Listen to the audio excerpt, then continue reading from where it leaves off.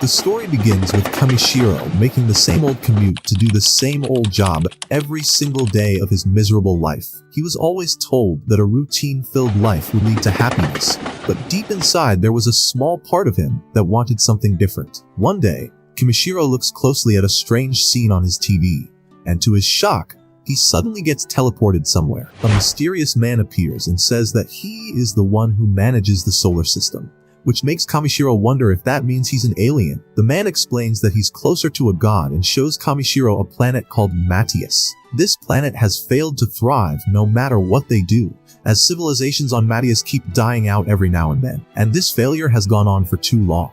So, the god has decided to do something more drastic. He will give this planet a single drop of water, because even just one drop can create giant waves capable of changing the entire planet. Surprisingly, he has chosen Kamishiro to be this drop of water. In Kamishiro's eyes, this is quite the responsibility, but the god explains that Kamishiro isn't alive anymore anyway. If he doesn't go, he will simply vanish along with his soul. To make the deal better, the god offers to give Kamishiro special powers. He starts by giving him magic and maxed out mana, but he also wants to know what else Kamishiro desires. Hearing this, Kamishiro instantly goes from skeptical to excited, and boldly declares that he wants cute partners to join him on his quest. Much to his delight, the god assures him that he will meet them in time, and then he continues adding even more powers. He strengthens Kamishiro's search ability and makes it possible for him to earn money by selling materials. He provides him with a handbag to carry all his gathered materials, and also grants him the ability to understand every language in the world. To bolster his defense, the god gives Kamishiro several resistances. Just then, Kamishiro begins to disappear, which means it's almost time for him to leave. The god briefly wonders if he gave Kamishiro too many abilities, but it's already too late to go back. However, he does express concern when he sees who Kamishiro's partner will be, and he questions if it will really be okay. This naturally makes Kamishiro freak out, but there is no time for an explanation. The god simply tells him that he will be fine, and moments later, Kamishiro wakes up in his new world in his new body. Unsure of what exactly he's supposed to do, Kamishiro decides to look for a place with people, and eventually finds a village. However, he quickly realizes that he won't be able to buy food without any money. Just then, he remembers that the god had strengthened his search ability so he could find materials to sell. When Kamishiro activates his search magic ability, nothing happens at first, which disappoints him. Then he realizes he was pronouncing it wrong. So when he says it correctly, little symbols pop up everywhere. These symbols show him where materials are located, and when he uses the word scan, he can see even more detailed information about them. Kamishiro is thrilled to have such helpful abilities, and he can't believe his luck when the very first material he gathers turns out to be B rank. He continues gathering materials from the areas marked by his ability, but most of them turn out to be low ranks. Still, he remains motivated until he finds a strange-looking stone that catches his attention. He thinks it might be valuable because of how pretty it looks, but to his confusion, it turns out to just be a turd, though somehow it is labeled as C rank. Even though it's disgusting, Kamishiro is still pleased, because now he understands that the things he can sell are categorized by different symbols, and he can find them easily with his search ability. With his bag now full of materials, Kamishiro can't wait to see how much money he can earn. So he rushes into the village. At the gate, the guard assumes that Kamishiro must be a knight because of his tall and imposing stature, but Kamishiro corrects him by saying he's just a seller of materials. The guard, who introduces himself as Marlowe, explains that this would make Kamishiro a gathering specialist, which is quite rare. He also tells him that while they don't have a specialized material store, they do have a general store. Kamishiro goes straight there, and to his surprise, the shop owner becomes amazed when Kamishiro shows him the turd. The man identifies it as the feces of a hammer anteater, and is extremely impressed by its shape and color. He even praises Kamishiro for doing such a great job finding such an exquisite item, and offers him 5 gold coins for it. Kamishiro has no idea how much that's worth, so the shopkeeper explains that one night at an inn costs 500 raves, and 1 gold coin is worth 1,000 raves. Doing the math, Kamishiro is shocked to realize that this man is willing to pay the equivalent of $400 for a piece of turd. The shopkeeper gets overly excited when Kamishiro accepts his offer,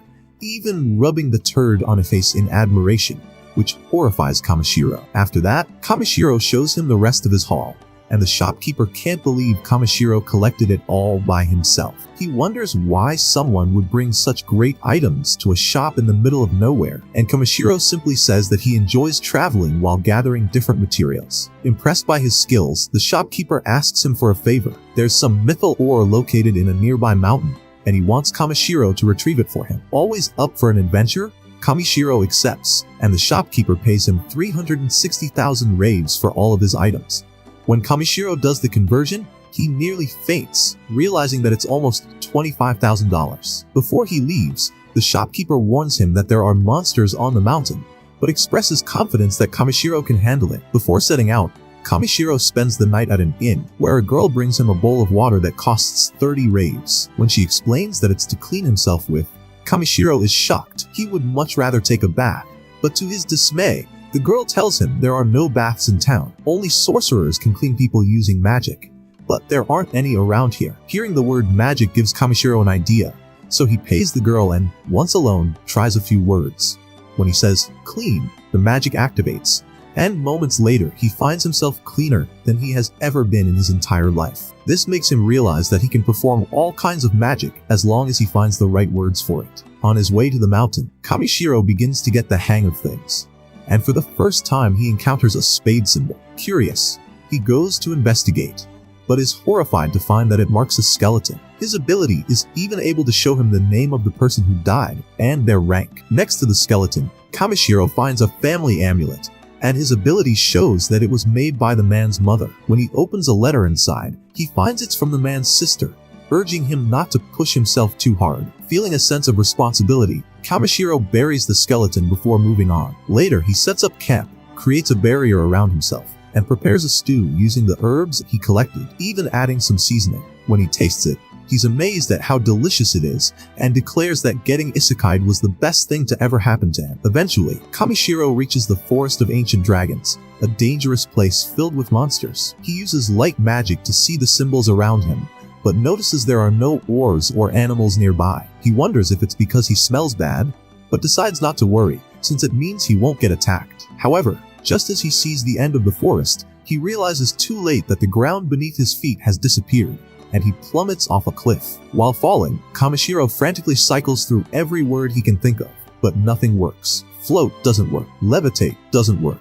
But when he finally says fly, the spell activates, and he manages to land safely. He's ecstatic to find ore symbols all around him, and he eagerly begins gathering as much as he can. Still, he doesn't find any mythal ore until he notices a faint symbol deep within a mountain wall, saying blaze. He fires a fireball to break through the wall and finally discovers the ore, though there isn't very much. Suddenly, the cave starts to shake, but instead of leaving, Kamishiro decides to explore further. Going deeper, he comes across a strange pool of water clearer than anything he has ever seen. Scanning it reveals that it's double S rank, making it the most valuable thing he's found so far. The scan also explains that the water contains the magical element of an ancient dragon, which means a dragon must live there. Kamishiro doesn't worry about that and prepares to take some water. Before filling his container, he decides to test if the water is drinkable by taking a handful. Just then, a massive dragon emerges from the water. Furious that Kamishiro didn't respond to him. In disbelief, Kamishiro faces the terrifying beast, but the dragon is surprised as well. Kamishiro is able to withstand his overwhelming presence. Kamishiro quickly apologizes for intruding, and the dragon is impressed by his courage. Kamishiro introduces himself as a human, though the dragon finds that hard to believe, since he felt such an overwhelming amount of mana from him, enough to rival even his own. The dragon introduces himself as Valdius, the ancient dragon, and reveals that he has a request. Acknowledging Kamishiro's purity and strength, Valdius believes he might be able to awaken his child, whose egg refuses to hatch. To motivate him, Valdius offers a large amount of mythal ore as a reward. He shows Kamishiro the egg and instructs him to pour his mana into it, just like when he created light earlier. Kamishiro says heat to warm the egg, but as his power surges, he realizes something is wrong. Suddenly, his body is pulled into the egg, and he panics, thinking he just arrived in this world and wanted to see more of it before dying. But instead of dying, he finds himself in a strange place where a girl appears, calling him reckless. At first, Kamishiro thinks she might be the god from earlier, but soon realizes she's someone else. The girl explains that she's been meddling with this planet for tens of thousands of years, but Kamishiro caused a massive ripple in just one day, which she doesn't like. Before he can ask more, she simply sends him away. Kamishiro is confused when he returns to the world, but relieved when he sees that the egg has successfully hatched. Valdias asks him to name the baby dragon, though Kamishiro hesitates at first. Valdias explains that the child already has its true name, and he just wants Kamishiro to give it a common one. Kamishiro agrees and names the baby dragon Black. Valdias tells Black to explore the world freely, and the newborn dragon immediately joins Kamishiro's party, though Kamishiro points out that Black was just born and questions whether it's safe to send him with a stranger.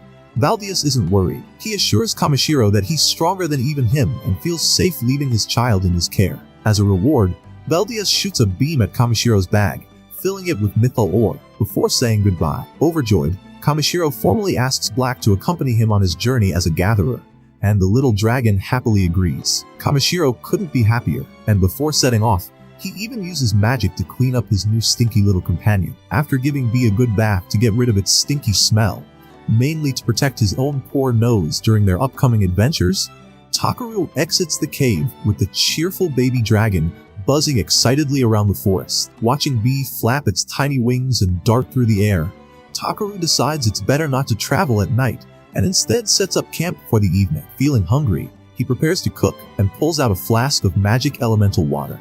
As he looks at it, he recalls how V once connected his bag to the magic lake, allowing him to easily draw food and water for B whenever needed. B eagerly drinks from the flask, then adorably asks for more. So Takaru gives her another cup, only for B to offer that cup back to him, insisting he drink some too. Amused, Takaru takes a sip of the refreshing water, feeling instantly revitalized. Next, he sets down a few glowing magic stones and casts a protective barrier around them. As he watches the stones shimmer, Takaru remembers how rare and valuable they are in this world. Yet he casually uses them like disposable batteries, simply because he can create more with his own mana. He sighs and admits to himself that he's probably the only man who can waste precious magic stones just to make dinner easier. Heating one of the stones to act like a portable stove, Takaru begins cooking steak and stew, his favorite meal. Bee watches in awe, her eyes wide and sparkling as the smell fills the air. When the food's finally ready, Takaru notices Bee drooling, though he worries whether human food might upset her tiny dragon tummy. Testing a small bite on her, Bee instantly burns her mouth, squealing in pain. Laughing, Takaru cools down the food by blowing on it like a doting parent and feeds her again. This time, Bee eats happily, tail wagging as she fills her belly and curls up in satisfaction. Watching the little dragon roll around lazily, Takaru wonders aloud why she doesn't seem sad about being separated from her father. In response, Bee simply hugs him, or rather, wraps around him with her tiny wings, and Takaru smiles, realizing she's genuinely happy living with him. Curious about her potential, he checks her stats and nearly chokes when he sees that this supposedly baby dragon already ranks as a powerful B-class creature with multiple elemental abilities. Still, Takaru reminds himself that even strong kids need guidance, so he scolds her gently, warning her not to do anything dangerous. Midway through his lecture, Bee falls asleep, snoring softly. Takaru sighs and wonders whether the space manager paired him with a reptile partner just to test his patience. The next morning, Takaru climbs up the mountain and returns to the forest, pleasantly surprised at how peaceful it looks in daylight. While Bee plays nearby, he uses his search skill to find herbs to sell, but before long, Bee flies back trembling with fear. Activating his detection skill, Takaru senses several monsters approaching. He realizes that after washing off his monster-repelling stench in the cave, he's now fully back on the menu. Deciding to get some monster loot anyway, he prepares for battle, and almost immediately, a ferocious rock falcon screeches behind him. Takaru turns, unimpressed, calling it adorable compared to that nightmare meatball from last time. Spotting the bird's plump body, he grins and mutters, "Guess we're having KFC tonight." As the falcon charges, he forms an ice shield and fires sharp icicles, turning the giant bird into a neatly frozen chicken dinner. Then come the serpent wolves, lean, fast, and very bitey. One lunges at him, but Takaru activates his speed enhancement skill, leaps into the air, hardens his legs with mana, and delivers a skull-crushing kick straight down. The others fall just as fast. When a sneaky wolf tries a back attack, Takaru casually knocks it away with one hand, muttering that even Earth's mosquitoes were more annoying. After collecting meat and monster materials, he senses even more enemies nearby and groans. "Seriously? I'm not running a meat factory here!" Not wanting to spend all day fighting, he plans to retreat, but before he can, Bee swoops in, grabs him, and tries to lift him into the sky. Takaru laughs, thinking there's no way the tiny dragon can lift him, until it actually does.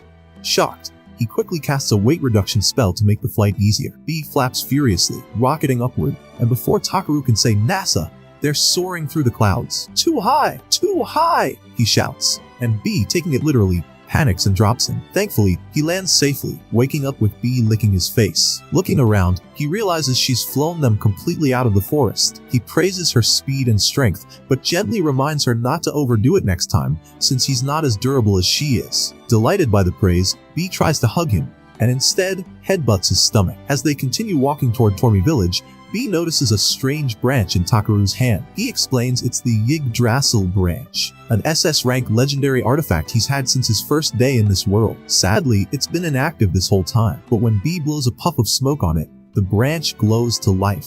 Takaru stands frozen, wide-eyed, as the dormant relic awakens. Excited, he holds it up like a staff and jokes that he finally looks like a proper magician instead of a wandering herb seller. Suddenly, a growl echoes from the forest, and Takaru warns B to stay alert. But before he can stop her, the baby dragon zooms off toward the sound. Chasing after her, Takaru finds B circling a tree where a young elf girl lies unconscious. He wonders if a monster attacked her, but her rumbling stomach answers the question. She's just starving. The elf weakly asks for water, and Takaru immediately hands her some from his magic bag. She gulps it down, sighing in relief, then shyly admits she's still hungry. Remembering his leftover lunch, Takaru gives her a sandwich, which she devours like a wild animal. Watching an elf, a creature he thought would be elegant and graceful, scarf down food with crumbs flying everywhere, Takaru is stunned. "I thought elves were supposed to eat flowers or something," he mutters. The girl thanks him between bites, calling his food divine. He laughs awkwardly, saying that even stale bread tastes heavenly when you're starving. She insists she's feeling much better now,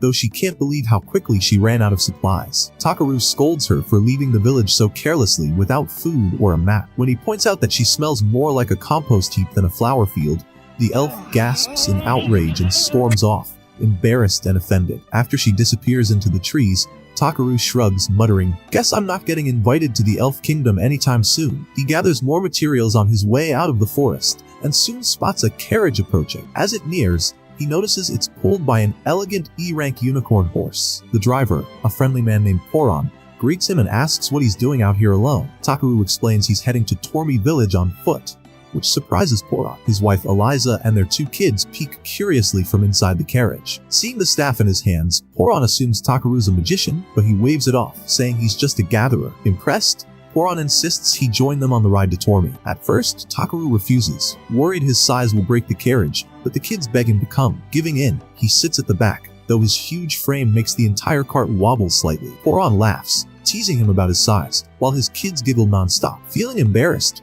Takaru apologizes, but Poron assures him it's no problem and says he's glad to help a fellow traveler. When Poron's daughter Yunan offers Takaru a handmade gift, he's touched and asks why they trust him so easily. Their son Kin proudly explains that if Takaru were dangerous, their magical bell would have alerted them. Looking at the enchanted item, Takaru quietly thinks he could make one even better. Soon, B starts moving inside his bag, making strange noises.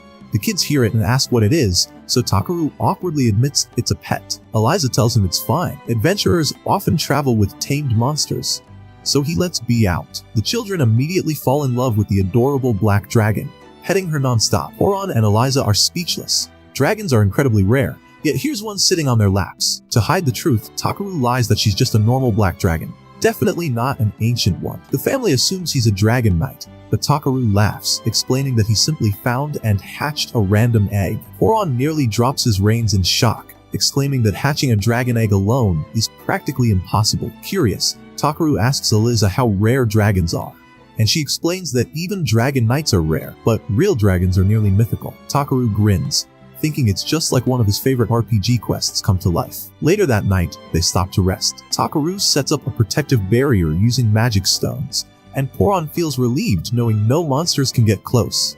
B patrols the area like a tiny guardian, making the family feel even safer. When Eliza starts preparing dinner, Takaru offers to cook instead. Pulling out his portable cooking set from his bag, the kids gasp in awe, thinking it's magic. But Takaru chuckles and says it's just bottomless storage. Soon, the delicious aroma fills the camp, and everyone eagerly digs in after Takaru gives the signal. The kids are instantly delighted, while Eliza praises the flavor. Poron stays silent for a moment, shoulders trembling, until he bursts into tears, snot running down his face, crying, This is real food. He wails about all the bland dried meat he's been eating on the road, making everyone laugh, including Takaru, who can barely breathe from giggling. After dinner, Poron takes out a guitar and strums a cheerful tune while Eliza sings softly beside him. The kids dance around, and Takaru joins them, playing with B and laughing freely for the first time in ages. Watching the warm family share music and joy under the starlit sky, he remembers his lonely life back on Earth. Feeling deeply grateful, Takaru looks up at the shimmering night and thinks that maybe, just maybe, this icy sky world has given him a new chance at happiness. With B curled up beside him, softly snoring, Takaru lies back, smiling at the stars, ready for whatever adventure tomorrow might bring. The next morning, while B and the kids were still fast asleep, Takaru cleaned his scissors. Curious about why he was up so early, Eliza asked him what he was doing. He explained that he was taking care of his gathering tools. She nodded, praising his dedication to his job, and walked away. Holding his scissors, Takaru thought about how he had originally become a gatherer out of necessity, just to earn money. Yet now, he truly enjoyed the work. Nearby, Poron informed him that they would be leaving after breakfast. Takaru requested to drive the carriage this time, and Poron agreed. Taking the reins, Takaru enjoyed the feeling of riding the beautiful unicorn as Poron noticed that they were getting close to their destination. With B sitting comfortably on his lap and countless treasures packed in his bag, Takaru felt a surge of excitement at the thought of returning home. After getting off the carriage, he thanked Poron for the ride. Poron waved it off casually before leaving with his wife and kids. Guarding the town's entrance, Marlowe commented that spring must be close since Poron was returning to town. Curious about Poron's job, Takaru learned that the merchant spent the winter traveling to sell warm clothes and returned home when the season improved for hunting. Remembering Poron's joyful smile while eating simple meat, Takaru realized how lucky he was to be able to gather valuable materials with just his ability. As Marlowe reminded him about Jerome's task, Takaru remembered to visit the shopkeeper. Inside the shop, he handed over the materials he had collected during his trip, secretly mixing in some magic mythical ore. Jerome carefully examined the ores before asking how Takaru had acquired such legendary materials. Seeing Takaru's confusion, Jerome explained that just a few pieces of magic mythical ore could contain more magical power than all the magic stones available in their kingdom. Realizing that he had accidentally revealed an incredible secret, Takaru acted nonchalant and claimed that he just happened to find the ore lying around. However, Jerome wasn't fooled. Even if it was luck, he noted, it still took skill and courage to retrieve such a rare and dangerous material. Thinking that Takaru's talents were being wasted in a small village, Jerome suggested he visit Belkane, a large city filled with guilds, merchants, and knowledge. He told Takaru that if he could make Tormi village famous in the city,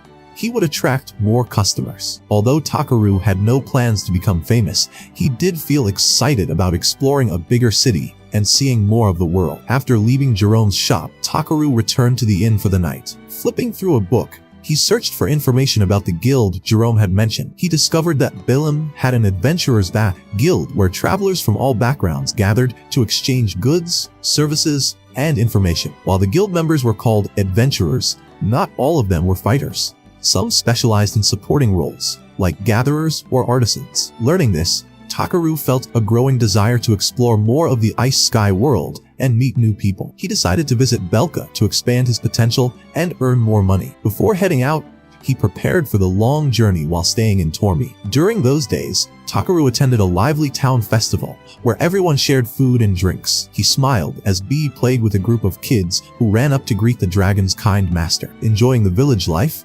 Takaru continued gathering materials during the day and preparing processed seasonings at night. The woman who usually handled his materials told him that the villagers would miss him once he left. Takaru admitted that he was also sad to leave such kind people, but insisted that he wanted to explore the bigger world beyond Tormi. Seeing his determination, the woman stopped trying to persuade him to stay and instead handed him a large bag full of food for the road. Thinking he would have nothing to eat on his long trip to Belim, Takaru thanked her warmly, but she wasn't done yet.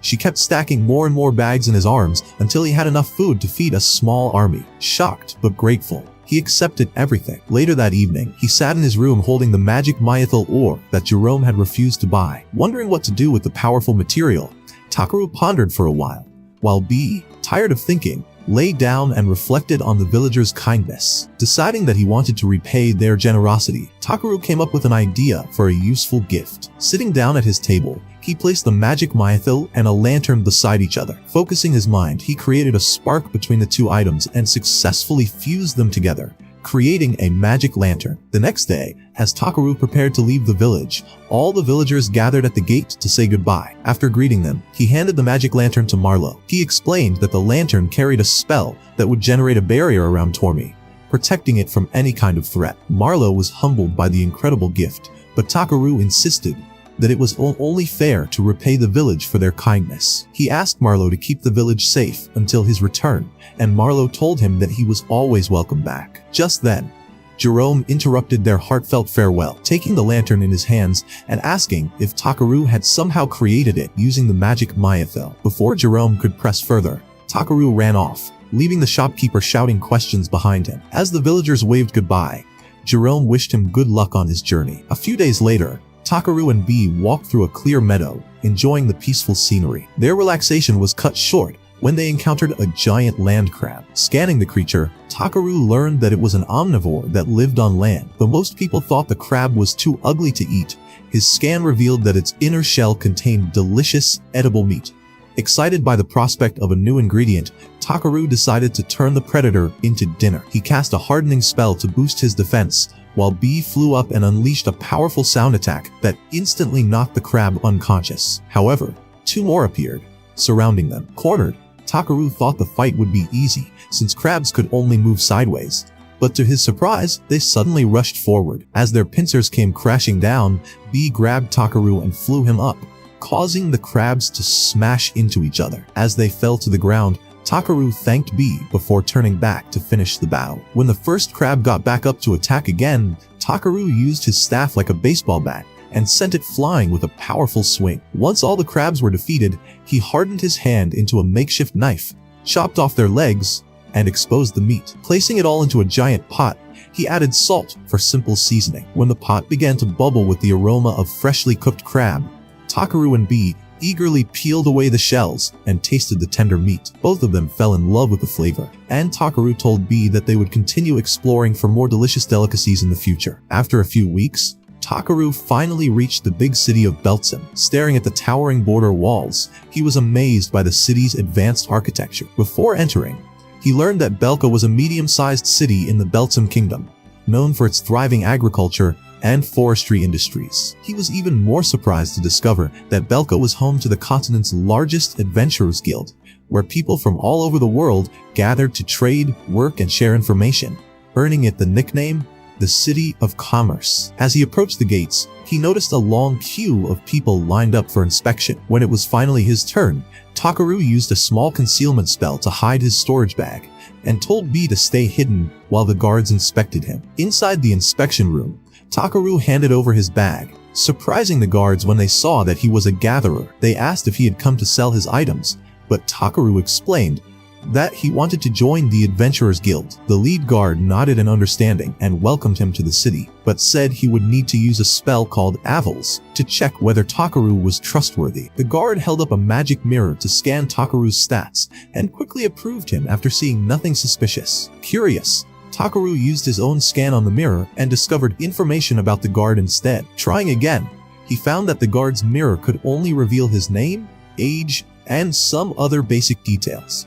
Nothing that would expose his secrets. Relieved, he listened as the guard suddenly asked why he possessed a dragon's blessing. Deciding to tell the truth, Takaru revealed Bee, his baby dragon. The guard nodded in recognition, but instructed him to mark Bee as his partner so that people could identify it within the city. Rummaging through his bag, Takaru pulled out a bracelet he had received from Poron's kids and gently placed it on Bee's tail as a marker. Happy with the new accessory, Bee flew around in excitement, while the guard explained that he would have to inform the city's mayor about the dragon's presence. The assistant returned Takaru's bag, and the guard finally welcomed him into the city. Passing through the dark border walls, Takaru and Bee were briefly blinded when sunlight poured in from the other side. They found themselves standing in a bustling city filled with noise and life. Bee pointed toward the direction of the guild, and together, they made their way there. Inside the guild hall, they found a large crowd of adventurers gathered in the spacious interior. A bunny girl receptionist named Ariana greeted Takaru warmly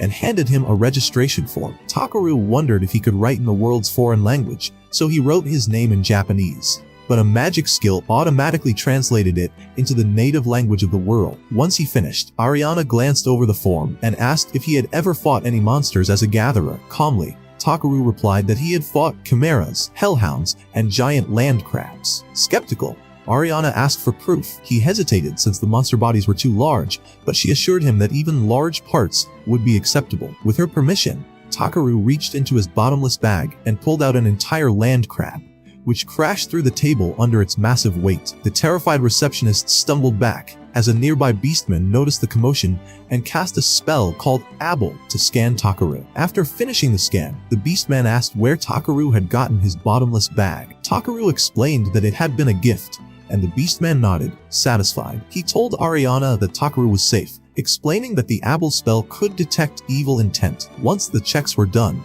the beastman told Takaru he could sell his meat now.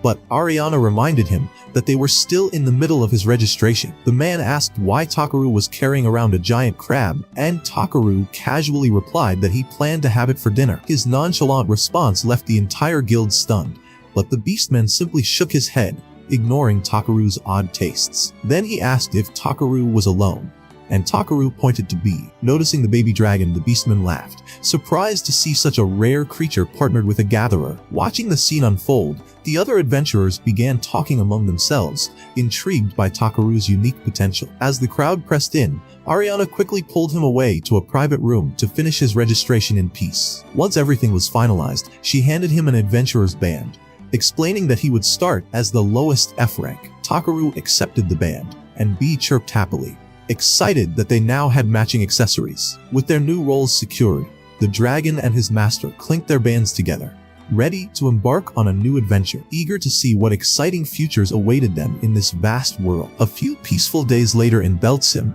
Takaru finally tracked down the family of the deceased adventurer he had found in the woods. The family, stricken with grief, listened in silence as Takaru gently assured them that the man had not suffered in his final moments. He handed them a letter written in the adventurer's final hours, heartfelt words meant for those he loved most. Ballura's father, voice trembling, thanked Takaru for returning his son's belongings, but in the middle of his gratitude, a painful cough racked his body. Concerned, Takaru immediately noticed the unnatural sound in the man's breathing and recalled that Ballura had been desperately searching for medicine to cure his father before his untimely death. Originally, Takaru had intended only to return the possessions, but moved by the man's condition and Ballura's love for his family, he decided to heal the father himself, channeling his gentle magic to ease his suffering. After fulfilling this quiet act of kindness, Takaru made his way to the Adventurers Guild, where he submitted a batch of rare herbs he had collected on a quest. The guild clerk was delighted with his results and praised his growing reputation. From around the corner,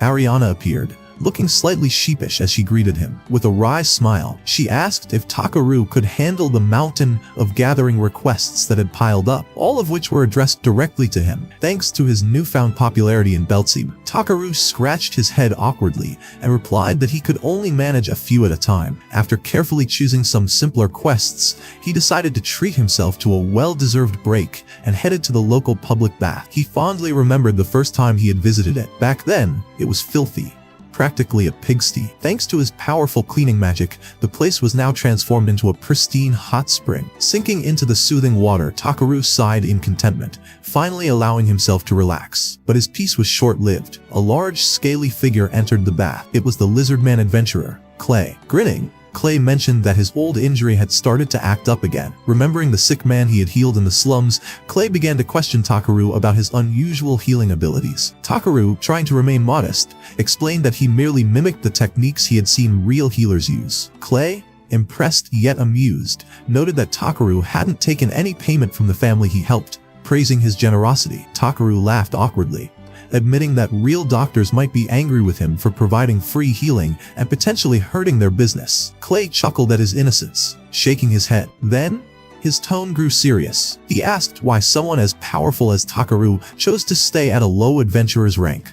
Takaru explained that he simply preferred to stay low profile. Clay, however, warned him that being too humble might actually draw even more unwanted attention. With that, the lizardman stood, advising Takaru to learn the unspoken rules of the city before leaving. Later, after finishing another quest, Takaru returned to the guild. The clerk once again brought up the idea of him raising his rank, but Takaru politely declined. Aware that the guild mainly wanted to assign him more difficult and troublesome tasks, he felt a bit guilty, but valued his peace of mind more. Suddenly, chaos erupted as a panicked adventurer burst through the guild doors, warning of a massive goblin attack. The guild master immediately called all adventurers ranked D and above to arms, assigning the formidable A-rank lizardman, Clay, to lead the defense. Takaru quietly tried to slip away, hoping to avoid being dragged into the battle, but the guild master spotted him and insisted he join one of the strike parties. Once everyone was assembled, the guild master briefed the group on their mission to defend the Stavov Plains. Watching the other adventurers roar with passion and excitement, Takaru sighed, feeling completely out of place.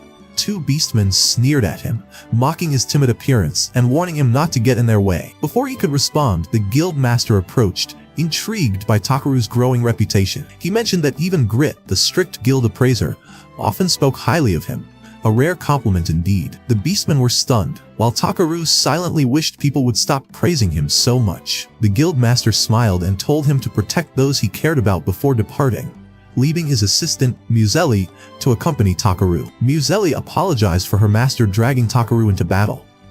Though she was only a low-ranked adventurer, her eyes gleamed with excitement at the chance to prove herself. But when they arrived at the battlefield's camp, her courage faltered. Surrounded by monstrous roars and the stench of blood, Muselli trembled in fear, clinging to Takaru. Placing a reassuring hand on her shoulder, Takaru gently told her that it was okay to be scared. He explained that she didn't need to fight directly. Instead, she could use her healing magic to support the others. No one likes to fight unless they must protect someone, he said softly. His words gave her courage. She smiled weakly, nodded, and ran off to assist the healers. Watching her newfound resolve, Clay appeared beside Takaru, laughing and teasing him for his inspiring speech. When Takaru asked why Clay wasn't fighting, the lizard man admitted his old wounds still hurt. He then asked Takaru if he saw him as a coward for retreating once before, but Takaru replied sincerely that someone could be injured in the back while protecting others too. Clay was taken aback by his words. Their conversation was cut short by smoke rising from the front lines.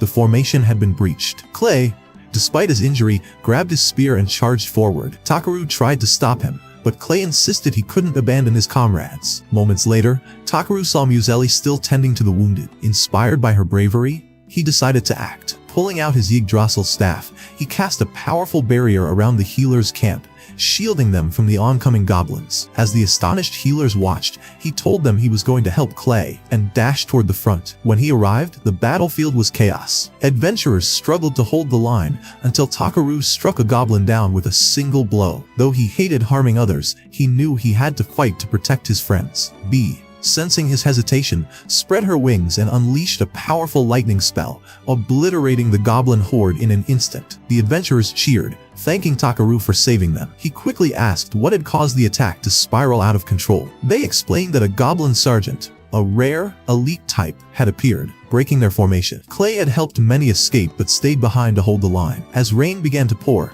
Clay fought valiantly, but soon collapsed, his old wound throbbing painfully. Just as the goblins closed in for the kill, B swooped in, frying them with lightning. Takaru rushed to Clay's side, insisting they retreat, but Clay refused, determined not to abandon the others. The goblin sergeant lunged at them, forcing both men to dodge. Clay shouted that he would hold them off, but Takaru, instead of fleeing, asked whether his back wound carried any good memories. Confused, Clay admitted it didn't, only pain. Hearing that, Takaru took out a vial of magical dragon water and splashed it onto Clay's back, then raised his staff to cast a healing spell. The pain surged through Clay's body as his wounds closed, and suddenly his form began to change. His scales darkened, his muscles expanded, and enormous wings burst from his back. In disbelief, Takaru watched as Clay transformed into a massive black dragon. When the stunned lizardman asked what Takaru had done, Takaru admitted he was only trying to heal him. Empowered by his new form, Clay roared and charged back into battle,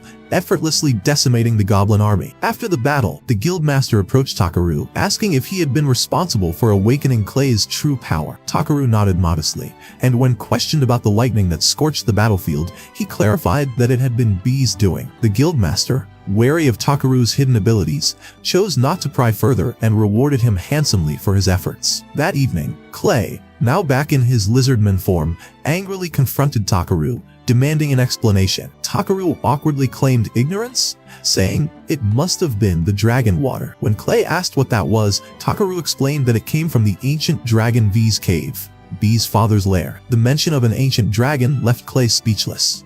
When he asked why Takaru would waste such a precious item on him, Takaru simply replied that he wanted to save a friend. Moved yet bewildered, Clay pressed further, asking how Takaru had managed to alter his race entirely. Takaru explained that he visualized Clay's nervous system, allowing the energy to flow naturally, a concept that left Clay completely dumbfounded. Realizing there was more to Takaru than met the eye, he asked about his true identity. After some hesitation, Takaru finally confessed that he was from another world. Clay stood frozen in shock, but eventually believed him, having witnessed his miraculous powers firsthand. He then revealed that his lizardman race descended from the noble Dragonute bloodline, and that Takaru's dragon water had awakened it. Although thrilled to inherit his ancestors' legacy, Clay admitted he was struggling to control his newfound strength. Takaru cheerfully told him he'd get used to it in time, an offhand comment that earned him an exasperated glare. Annoyed by his carefree attitude, Clay decided to punish him by making him obey his commands for the rest of the day. The next morning, life in Belchim had returned to normal. Watching the bustling streets, Takaru smiled, grateful for the city's resilience. With B perched on his shoulder, he walked into a weapon shop, curious about improving his gathering tools. The shopkeeper, a young woman named Ribble, greeted him warmly.